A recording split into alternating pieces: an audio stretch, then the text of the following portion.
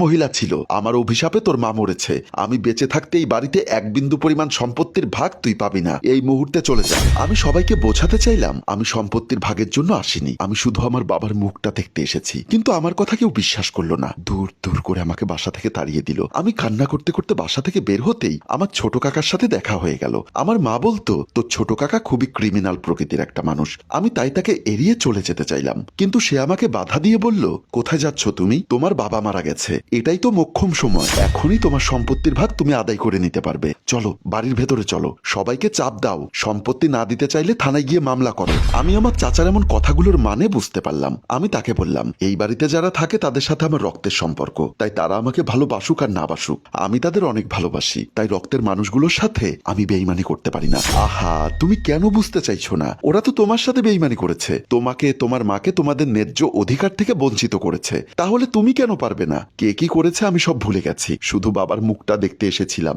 কিন্তু শেষ দেখাটাও দেখতে পারিনি। তারপরও তাদের প্রতি আমার কোনো অভিযোগ নেই বলেই আমি সিঁড়ি দিয়ে নিচের দিকে নেমে গেলাম। আমার চাচা পেছন থেকে আমাকে কয়েকবার ডাক দিল, কিন্তু আমি পিছু ফিরলাম না। এবার তুমি বুঝতে পেরেছো আমি কেন তার সামনে যেতে চাইছি না? তারা তোমার সাথে যা করেছে অন্যায় করেছে, কিন্তু তাই বলে তুমি কিন্তু অন্যায় করতে পারো না। শত হলেও তিনি তোমার বাবার স্ত্রী ছিলেন। তার আজকে কেন এমন পরিস্থিতি হলো সেটা তোমার খোঁজ খবর নেওয়া উচিত। যা হয়েছে ভুলে যাও, চলো তার কাছে যাই। পাখি আর কোনো কথা বলল না, রিয়াদের সাথে বেডরুম থেকে বের হয়ে গেল। ড্রয়িং রুমে প্রবেশ করতেই মার্জিয়া বেগম বসা থেকে উঠে দাঁড়িয়ে গেল। রিয়াদ পাশে গিয়ে দাঁড়িয়ে বলল, আমি জানতাম না আপনি পাখির মা, কিন্তু আপনাকে দেখে আমার মনে অনেকগুলো প্রশ্ন উদয় হয়েছে।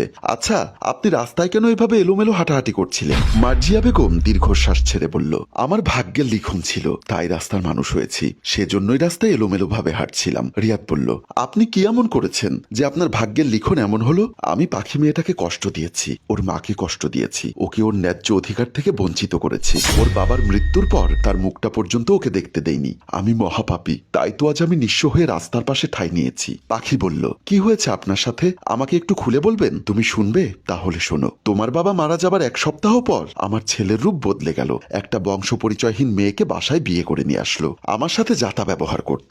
একদিন তুষার বাসায় প্রবেশ করতে আমি তুষারের সামনে গিয়ে বললাম, তোর বউ অহেতুক আমার সাথে ঝগড়া করে, সংসারে কোনো কাজ করতে চায় না। এমন সময় তুষারের বউ তানিয়া এসে আমার পাশে দাঁড়িয়ে বলল, একদম মিথ্যা কথা বলবেন না, আমি সংসারের সব কাজ করি, আর আপনি বসে বসে এই সম্পত্তি বিক্রি করার ধান্দা করছেন। তুষার বলল, তুমি এসব কি বলছো? এই সম্পত্তি বিক্রি করার ধান্দা মানেটা খুবই সোজা। বিক্রি করে তোমার বোনকে টাকা পাঠাতে চাইছে তোমার মা। তুমি এতটা মিথ্যা কথা কিভাবে বলতে পারলে? আমি কেন আমার মেয়েকে টাকা পাঠাবো? আমি আপনার সব কথা শুনেছি। আপনি মোবাইলে আপনার মেয়ের সাথে বলছিলেন বাড়ির জমি বিক্রি করে আপনি টাকা নিয়ে আপনার মেয়ের কাছে চলে যাবেন। বিশ্বাস কর তুষার, বৌমা যা বলছে সম্পূর্ণ মিথ্যা কথা। আমার